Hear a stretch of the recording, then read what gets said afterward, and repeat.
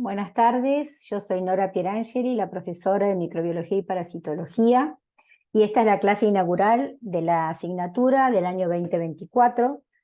Primero quería darles la bienvenida al curso de este año, somos muchos, este año hay muchos estudiantes inscriptos, así que va a ser una cursada movidita y quería desearles mucha suerte y que puedan aprovechar todo lo que nosotros, todo los material que tenemos preparado para este año para compartir con ustedes, y les dejamos digamos, nuestras ganas de que todo salga bien y de que podamos cumplir el objetivo, que es que ustedes puedan adquirir los conocimientos y habilidades necesarios para poder aprobar esta asignatura y que finalmente la puedan aprobar. Un poco en la clase inaugural lo que yo quiero comenzar a compartirles es por qué, digamos, por qué tiene que estar esta asignatura en la carrera de medicina. Esta asignatura se refiere específicamente a las enfermedades transmisibles o enfermedades infecciosas, es decir, estos que son aquellas enfermedades que son producidas por un agente infeccioso, que estamos aquí en un triángulo que se llama tríada ecológica. Tenemos el agente, que pueden ser bacterias, virus, parásitos u hongos, que van a producir enfermedades transmisibles y que se van a transmitir a un hospedador, en este caso humano, porque estamos en la carrera de medicina humana. Y a su vez tenemos otra pata de este triángulo, que es el ambiente. Esto sí o sí va a pasar si hay un ambiente de por medio que va a influir en la transmisión de la enfermedad, ya sea a través del agua, a través de las malas excretas, a través de los alimentos contaminados, a través del aire, a través de las relaciones sexuales. O sea, haber un montón de acciones que va a tener el ambiente, que va a producir en la coordinación de la transmisión de la enfermedad del agente al hospedador. A esto le llamamos triada ecológica, porque va a haber cambios en la ecología que van a producir cambios en la transmisión. Estas enfermedades transmisibles son en los países en desarrollo o con bajo desarrollo, son las enfermedades más importantes y más frecuentes en la atención médica. En los países de más alto desarrollo son las enfermedades no transmisibles, como las enfermedades cardiovasculares, las enfermedades metabólicas, los accidentes cerebrovasculares, que no es que no estén en nuestro país, sí, pero en nuestro país tenemos una gran cantidad todavía de enfermedades transmisibles. La idea de esta clase es entonces demostrarles por qué ustedes van a tener que saber esto a lo largo de toda la carrera y por supuesto después de su actividad profesional. Porque la mayoría de los pacientes y de las personas que ustedes van a ver en su consultorio o en el centro de salud van a ser relacionadas con diarreas, infecciones respiratorias, cuadros de meningitis, cuadros, digamos, de infecciones de traumatismos, infecciones oculares, o sea, todo tiene mucha relación con las enfermedades transmisibles. Así que la idea es ver en esta primera clase inaugural, les quiero demostrar algún aspecto de cómo son importantes algunas cosas del ambiente que van a condicionar y a favorecer la transmisión de algunas enfermedades que vamos a ver durante la cursada.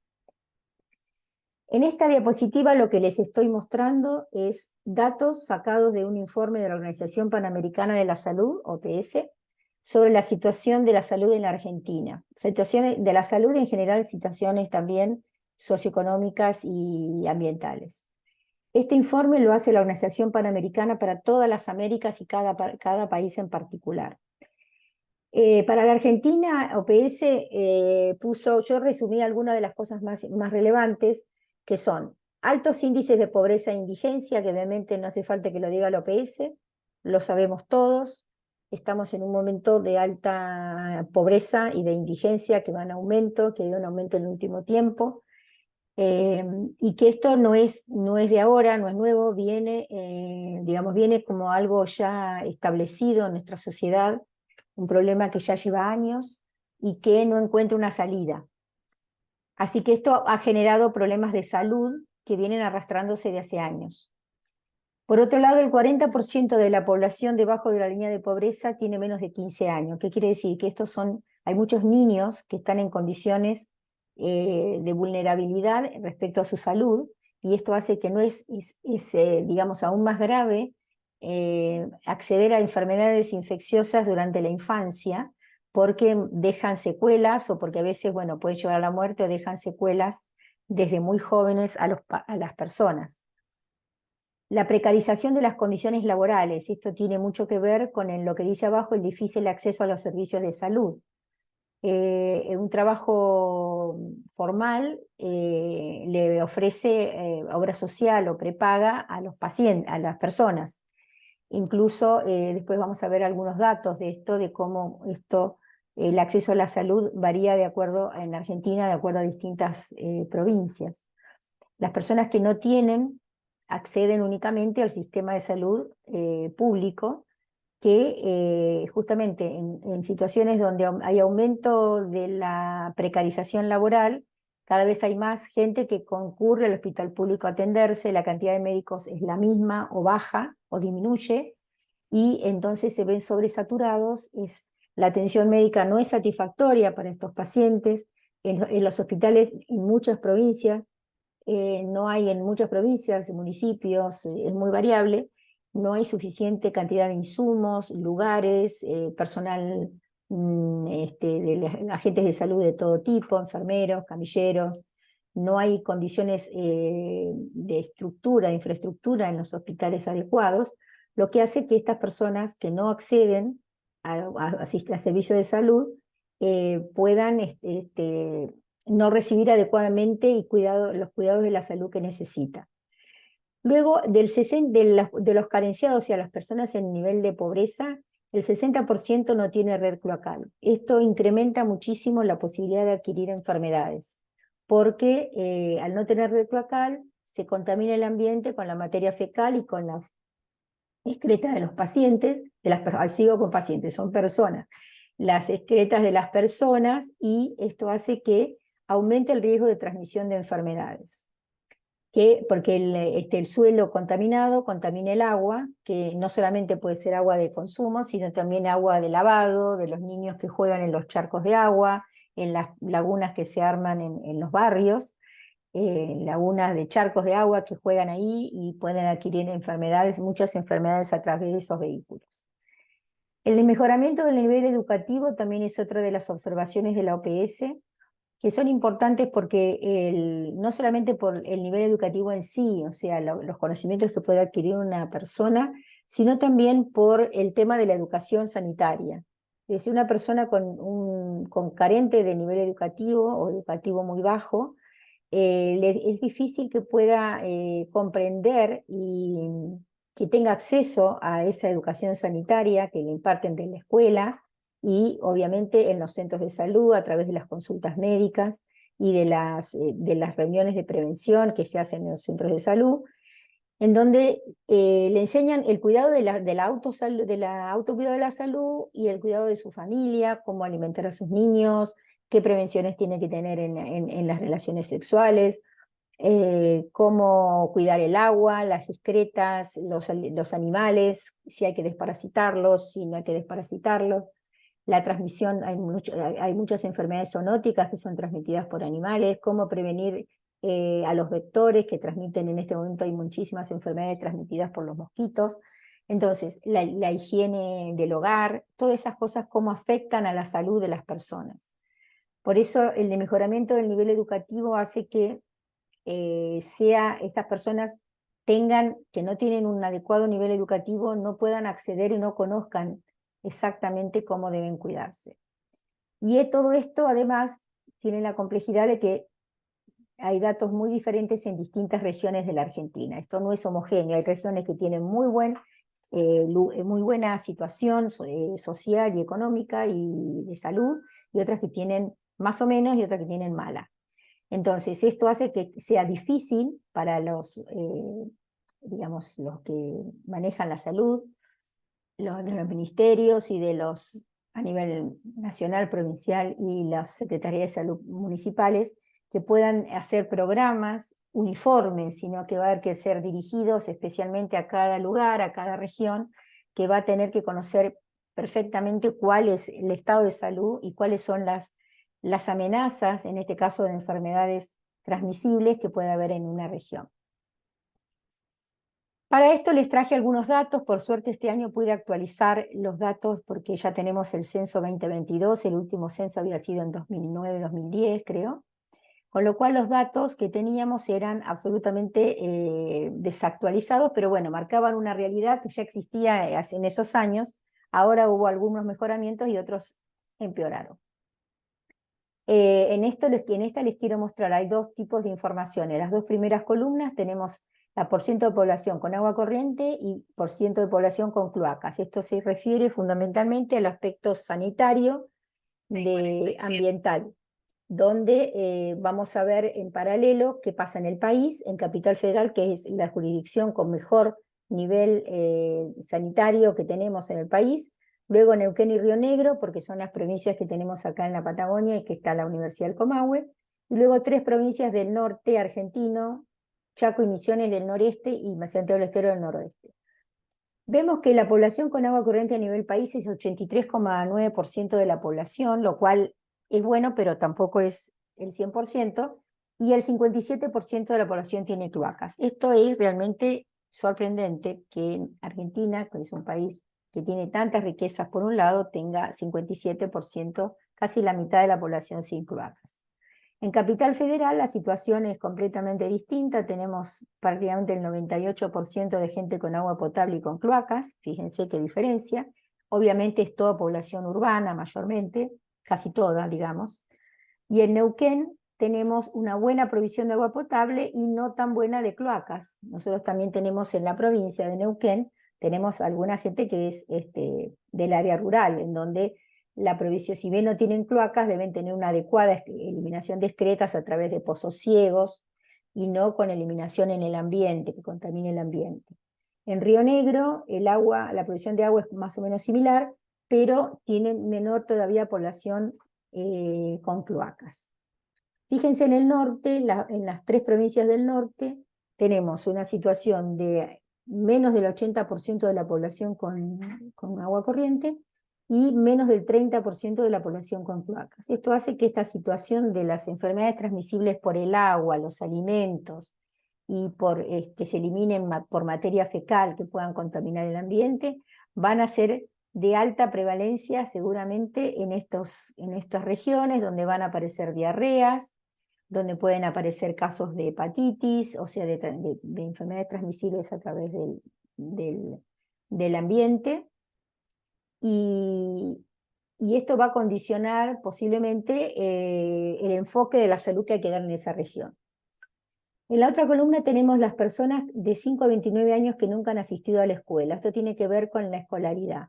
Antes se hablaba de analfabetismo, ahora en este censo no se habla de analfabetismo.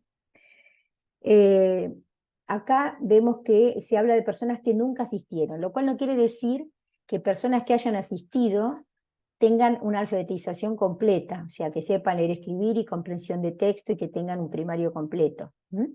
Los primarios incompletos están en otro porcentaje. Estos son los que nunca asistieron a la escuela. Y fíjense que a nivel país tenemos 30,9% y más o menos en todas las provincias tenemos alrededor del 30%, donde hay más en Santiago del Estero, Chaco y Misiones está por arriba del 30%, y Neuquén está un poquito por debajo del 30%. Pero aproximadamente vemos que hay bastante gente que nunca ha asistido a la escuela. Y esto, bueno, es un tema que yo creo que hay que revertir urgente, porque la educación yo creo que es lo que salva a la gente individualmente y a la gente a nivel poblacional, ¿no? Que hace crecer a un país. Y ayuda, bueno, a todo, a la salud, al desarrollo, al crecimiento. Esto es un tema realmente, a mí me impresionó este dato porque no estaba antes expresado de esa manera. Gente que nunca asistió a la escuela es un dato que me llamó la atención. Luego acá tenemos también del mismo censo de este año, tenemos, les puse los habitantes para que vean que está actualizado, la cantidad de habitantes que tenemos nosotros en Neuquén y Río Negro a nivel país, y vemos qué porcentaje de la población tiene cobertura médica. Esto se refiere a si tienen obra social sindical, por algún sindicato, o porque trabaje en alguna empresa o en alguna tarea que esté sindicalizada, o empleados públicos, o también está incluido el PAMI y las prepagas.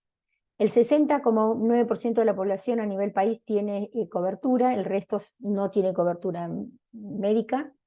En Capital Federal, fíjense, el 81,5% es significativamente más importante.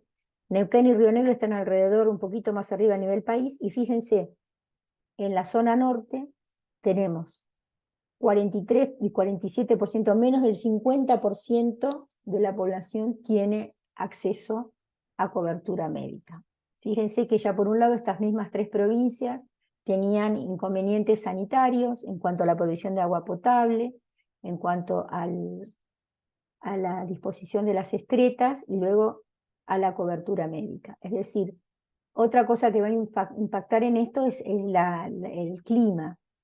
El clima del norte es más caluroso, en algunos como Chaco y Misiones más húmedos, Santiago del Estero es seco, pero hay proliferación de muchos vectores, de muchos insectos y de otros que no son, que es como por ejemplo las vinchucas, que en Santiago del Estero hay también, que transmiten la enfermedad de Chagas, y los mosquitos transmiten el dengue, el chikungunya, zika, fiebre amarilla, paludismo, es decir, hay un montón de enfermedades transmitidas por los mosquitos que en estas regiones todavía van a estar mucho más complicados con estas enfermedades que las que estamos, por ejemplo, en la Patagonia. Así que bueno, hay muchos factores, como ven, en esa tríada ecológica que van a depender del ambiente y de las condiciones socioeconómicas y sociosanitarias de una localidad. Un indicador que nos va a marcar cómo funciona la salud en una determinada región es el índice de mortalidad infantil. La mortalidad infantil, hay varios índices, algunos son de neonatos, otros nacidos entre el mes y el año de vida. Bueno, este es el que llamamos la tasa de mortalidad infantil global o total. Se mide la cantidad de niños fallecidos por 1000 nacidos vivos.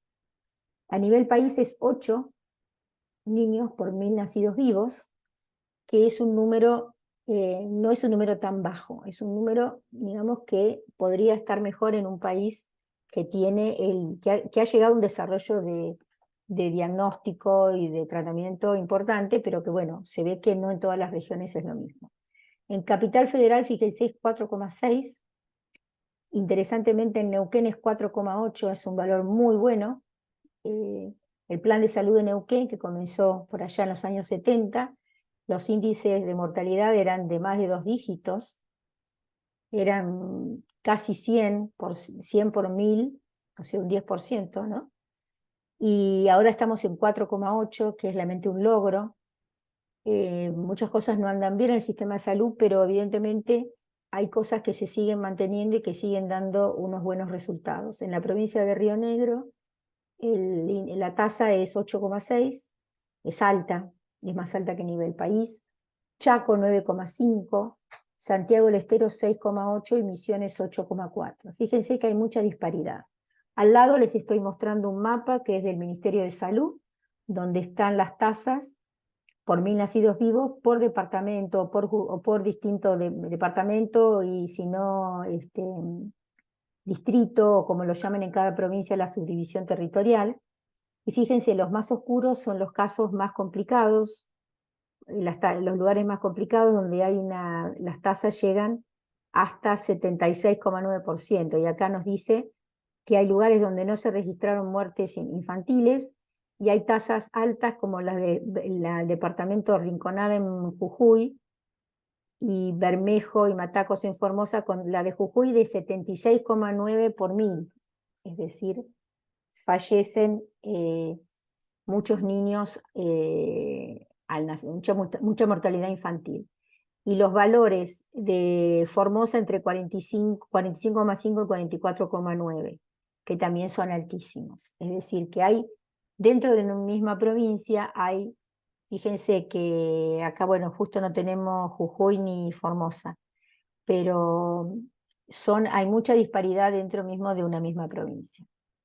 Acá tenemos este mapa, les mostré, este es de este año del Ministerio de Salud, que es interactivo, ustedes se pueden posar en cualquier provincia con el cursor y les va a decir la tasa de mortalidad infantil en el lugar. Fíjense que las peores provincias globales, en la globalidad en esta actualidad, son Formosa, Chaco, Corrientes, Entre Ríos y La Rioja, y Tucumán.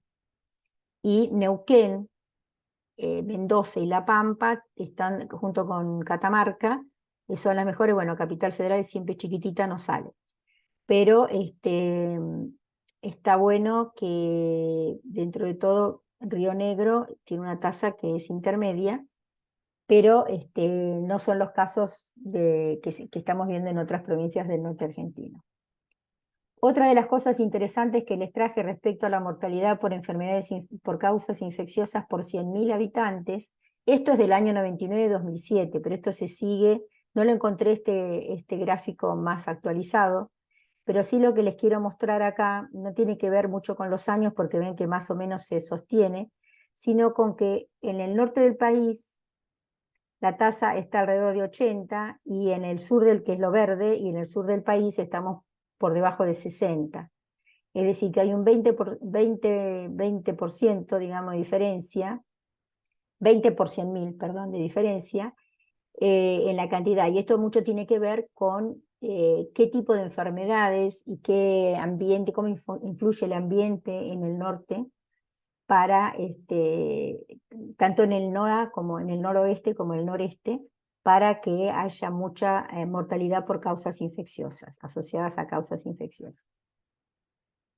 También te quiero mostrarles esto, que es de la Organización Panamericana de la Salud, que también es importante conocer qué pasa en el resto de las Américas. La OPS ha definido objetivos para el periodo 2018-2030, en donde el objetivo 10 son las enfermedades transmisibles, que son de alta prevalencia en todo Latinoamérica, América del Sur y América Central, específicamente. ¿Cuál es el objetivo? Es reducir la carga de las enfermedades transmisibles y eliminar las enfermedades desatendidas. Las enfermedades desatendidas son aquellas a las que los gobiernos no le prestan suficiente atención al diagnóstico, al seguimiento, al tratamiento, a la prevención de estas enfermedades y rebrotan. Después están un número sostenido de casos, incluso puede haber aumentos por falta de todas estas atenciones que no se le dan. ¿Qué alcances tiene este objetivo? El propósito es reducir la mortalidad, la morbilidad, es decir, la producción de la enfermedad, y el estigma asociados con algunas de las enfermedades transmisibles y desatendidas más devastadoras del mundo, que exacerban la mala salud, la pobreza y las inequidades en la región de las Américas. Perdón. Y acá les quiero mostrar algunas, les quiero leer algunas de las enfermedades porque son las que ustedes van a ver durante la cursada. La infección por VIH y SIDA, las infecciones de transmisión sexual, las hepatitis virales, la tuberculosis, las enfermedades transmitidas por vectores como malaria, que es el paludismo, el dengue, el Zika, chikungunya, fiebre amarilla, la enfermedad de Chagas transmitida por la vinchuca, las enfermedades desatendidas, tropicales y zoonóticas, muchas enfermedades transmitidas por animales. Las enfermedades tropicales, fíjense que van a ser más importantes en los lugares donde hay calor y humedad. Las enfermedades prevenibles mediante vacunación, esto es importantísimo. Hay vacunas contra bastantes enfermedades prevenibles, y esto es que mueran niños y personas por enfermedades prevenibles, es una pérdida para el ser humano y para la salud de un lugar, porque evidentemente era una muerte que se podría haber previsto. La vigilancia de la resistencia a los antimicrobianos, este es un tema candente y es de primera urgencia para incluso la Organización Mundial de la Salud. Es la aparición de cepas multiresistentes en el mundo, incluso estamos en Argentina, incluso tenemos en nuestra región, que hacen que los pacientes adquieran estas cepas o muten las cepas que tienen para dar mutaciones que hagan resistente a los antimicrobianos y que hagan difícil el tratamiento y muchas veces no se pueda tratar y llevan a la muerte al paciente. Y esto ocurre con varias cosas. Para empezar, por el mal uso de los antibióticos, el uso indiscriminado, la falta de indicación médica y también por mala utilización, mal tratamiento dentro de los hospitales con el tema de falta de lavado de manos y contaminación de un paciente con otro, que muchas veces es muy difícil de controlar. Muy difícil de controlar porque están en el mismo lugar y los médicos y las enfermeras son las mismas y muchas veces van a ver ustedes lo que llamamos infecciones intrahospitalarias, que justamente la mayor cantidad de los microorganismos que ocurren en esas infecciones son muy resistentes a los antimicrobianos. Y otro tema muy, muy importante que también es de prevalencia, muy de primera línea a nivel mundial, es la inocuidad de los alimentos. Es ver los riesgos biológicos y los riesgos químicos que involucran los alimentos, qué tienen, cómo se procesan, la cantidad de alimentos que tienen muchos conservantes y aditivos que son negativos para la salud, que tienen muchos hidratos de carbono, mucha fructosa de alta concentración, o sea, muchas cosas que hacen mal al organismo y que están produciendo realmente epidemias de trastornos metabólicos debido a la alimentación, por un lado, y por otro lado el riesgo biológico de la transmisión de enfermedades con alimentos contaminados con microorganismos. Recordemos que hay mucha gente que come y obtiene sus alimentos no en forma segura, ¿sí? O no los puede lavar porque no tiene agua, o no los puede higienizar, o no los puede cocinar adecuadamente. Así que es un punto muy serio a tener y que ustedes durante la asignatura van a ver una enorme cantidad de enfermedades que se transmiten a través de los alimentos.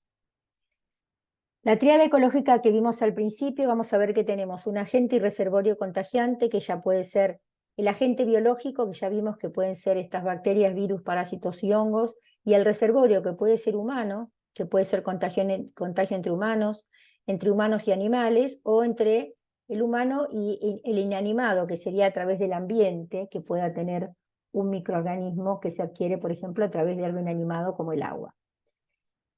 Los huéspedes o hospedadores y la variación individual, que vamos a ver su estructura genética del sistema inmune, que va a hacer que una persona responda o reconozca los antígenos de las bacterias, los virus, los parásitos, etcétera, y pueda eliminarlos, y otros que tienen otra estructura genética que no lo van a poder eliminar con la misma eficiencia. A esto lo llamamos inmunidad, capacidad de la inmunidad, que es la capacidad de destruir lo que no es mío, de destruir lo que es ajeno a uno mismo. La inmunidad va a depender de la edad, porque nacemos con una inmunidad inmadura. Prácticamente el niño al nacer tiene tiene sistema inmune, pero muy poco desarrollado y muy poco activado, justamente porque no ha estado en contacto con antígenos y tiene fundamentalmente lo que le ha pasado a la madre en anticuerpos y en células inmunológicas.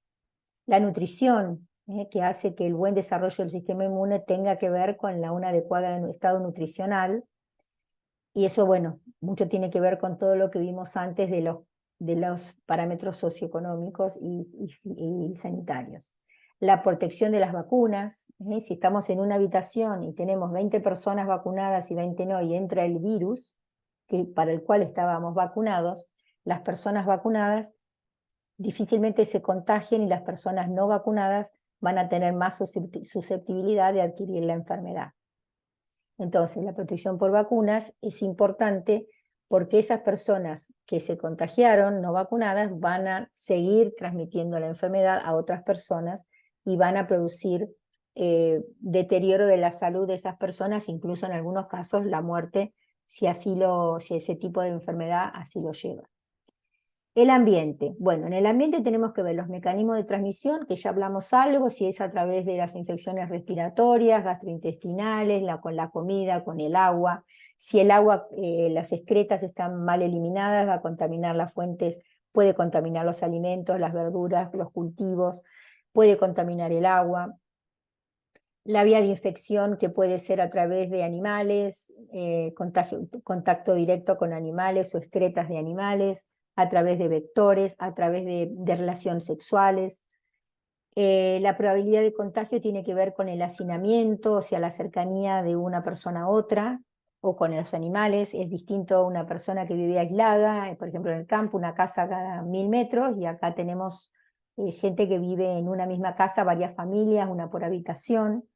El nivel de vida, los hábitos y costumbres, si se alimenta bien, si hace ejercicio físico, si sale al aire libre, si tiene, digamos, buenos hábitos de higiene personal, de la comida, la cocción, qué alimentos elige, qué tipos de alimentos puede adquirir.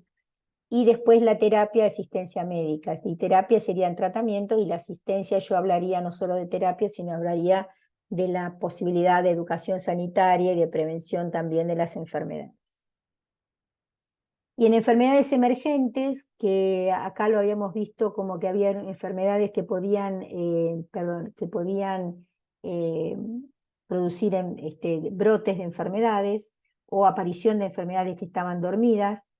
Se habla de enfermedades de origen infeccioso cuya incidencia en humanos se ha incrementado en las últimas 2 décadas o tienden a incrementarse en el futuro. Representa un riesgo global en la salud mundial. Tenemos ejemplos recientes como la sífilis y la tuberculosis, que han aumentado a pesar de que son enfermedades de hace muchísimos años, siglos. Siguen vigentes porque la gente no hace vigilancia de eso, no se controla, y entonces aparecen. La tuberculosis ha aparecido justamente cuando ha aparecido el HIV-Sida. Ya van a ver que la tuberculosis deja en los pulmones atrapados los bacilos tuberculosos, pero que no están activos, y cuando el sistema inmune los mantiene controlados, cuando hay, como en el HIV, una deficiencia de linfocitos TCD4, esa barrera inmunológica se rompe y los bacilos tuberculosos se activan y se produce una tuberculosis activa, que puede llevar a la muerte al paciente. Luego tenemos hantavirus, que es un virus que tenemos acá en la Patagonia, produce infecciones respiratorias, transmitida por un ratón colilargo. Tenemos el dengue, que está de moda, así que es el virus del dengue, transmitido por mosquitos aedes. Hay epidemia ahora, incluso en Argentina. Encefalitis virales, como la encefalitis equina del oeste, que han escuchado ustedes casos recientemente en 2023, que ha habido muertes humanas, no solamente de caballos. La leishmaniasis, que es una parasitosis también endémica en el norte argentino. Las infecciones respiratorias, que les voy a hablar del COVID, de la influenza, del virus sincicial respiratorio. Todos los años tenemos casos, y hemos tenido, bueno, pandemia de COVID. Diarreas, diarreas bacterianas, diarreas virales, que ocurren todos los años, y diarreas graves que pueden producir el síndrome urémico hemolítico, como la Escherichia coli enterohemorrágica, que hay muchos casos y que pueden producir la muerte, especialmente en niños, o daño renal permanente, necesitando un trasplante de riñón. Y esto es transmitido por esta bacteria que les nombré, que se adquiere a través de la carne mal cocida, típico de las hamburguesas, o de contaminación cruzada de gente que manipuló carne cruda y le pueden preparar una ensalada, o se pueden preparar jugos de frutas contaminadas y demás, cosa que aumenta digamos, el potencial riesgo. Después también tenemos las infecciones de transmisión sexual y el HIV-Sida, que son enfermedades emergentes y que están en la libreta de todo médico que va a atender, va a tener que tener presente muchas de estas enfermedades. ¿Qué se espera del personal de salud, de ustedes que van a ser médicos y de todos nosotros agentes de salud, que ya estamos trabajando? Bueno, que hacer acciones que puedan producir cambios positivos en la situación de la salud de la población. Es decir, lo que nosotros queremos es que esto cambie, aportar, aunque sea un granito de arena, para mejorar esta situación, desde el lugar que nos toque a cada uno. ¿Cómo podemos ayudar nosotros, ustedes, como ayudantes, como estudiantes de microbiología y parasitología, y nosotros como docentes? Bueno, ustedes deben conocer las causas de las enfermedades transmisibles, los mecanismos por los cuales se produce el deterioro de la salud, cómo es que hace el Chagas, el parásito del Chagas, para producir enfermedad a nivel de bloqueo de rama derecha del corazón, cómo hace la vinchuca para transmitir el parásito del Chagas, el Trypanosoma cruzi, y que este parásito entre y cómo llega a producir enfermedad en el corazón, o cómo el virus de la hepatitis A entra a través de los alimentos y nos produce daño hepático. O sea, todos esos caminitos patogénicos y qué es lo que produce, ustedes lo tienen que saber, porque para saber prevenirlos, que es uno de los principales pilares de ustedes como médicos, tienen que saber cómo se produce, ¿sí? Y por dónde entra y cómo tengo que prevenir determinadas enfermedades. También tengo que saber cómo diagnosticarlas. Es decir, si sé lo que produce, puedo llegar a saber qué puedo buscar en un paciente para llegar a un diagnóstico etiológico, que quiere decir el diagnóstico, el origen de la causa, ¿sí? Etiológico es decir, conocer la causa, conocer el origen de esa enfermedad. Yo tengo muchas hepatitis, pero hay varias causas que pueden producir hepatitis, desde una hepatitis alcohólica a una hepatitis infecciosa, a un absceso hepático, es decir, hay muchas cosas que pueden afectar el hígado. Entonces, ¿cómo puedo hacer yo para diferenciar cuando viene un paciente que yo no sé qué tiene? Obviamente nunca sabemos qué tiene, porque por eso nos viene el paciente al consultorio.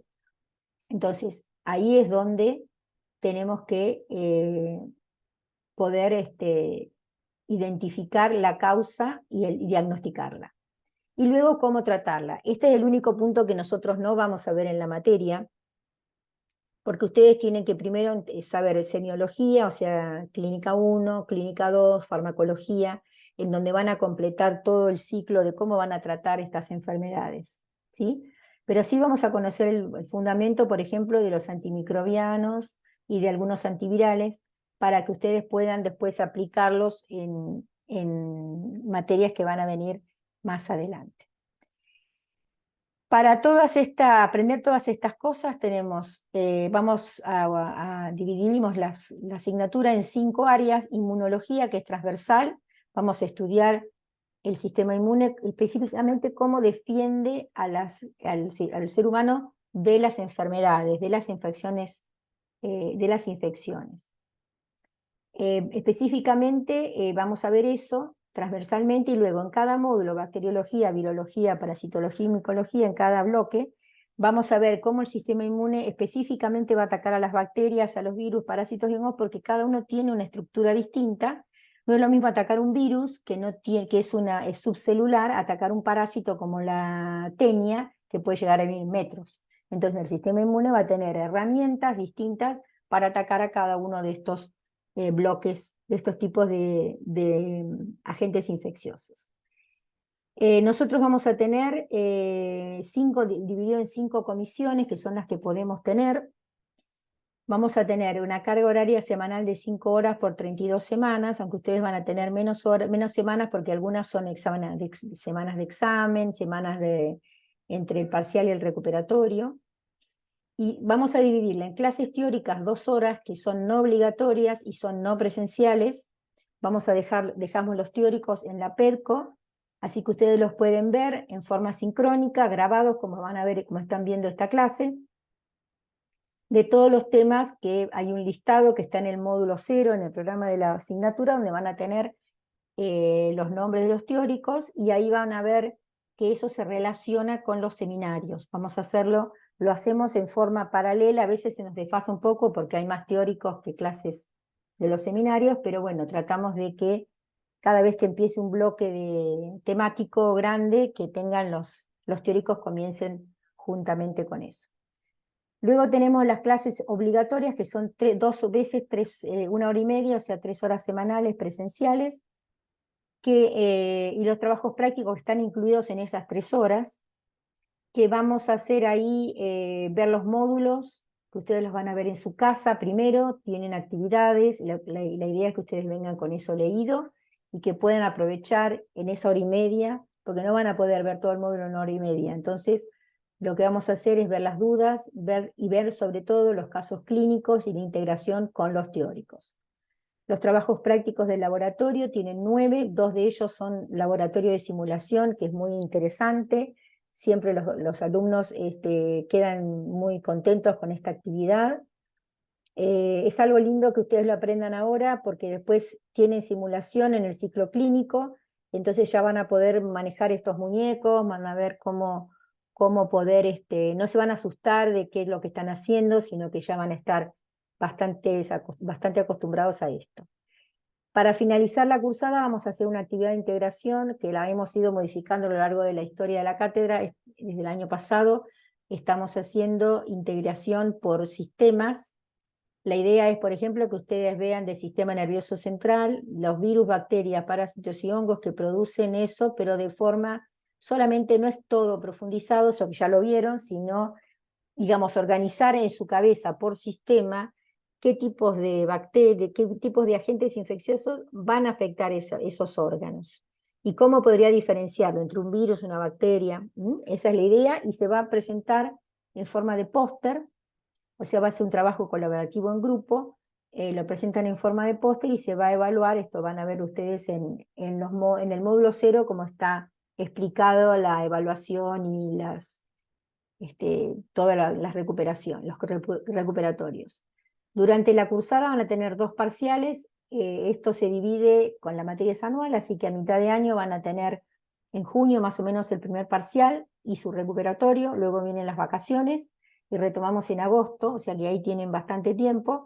En agosto, más o menos mediados de agosto, 12, 13 de agosto, comienzan el segundo cuatrimestre, y ahí empezamos el último bloque, que va a ser el de virología y parasitología, y también tenemos a final del semestre, tenemos el segundo parcial, su recuperatorio, luego el coloquio para aquellos que puedan ir a promoción, y luego cerramos la cursada aproximadamente el 30 de noviembre y comienza el periodo de exámenes finales. Así que ustedes ya vamos a tener 2 mesas en diciembre, creo que son 2 mesas en diciembre, para que ya los que puedan tengan ganas y se sientan tienen toda la materia comprendida, podrán rendir el final.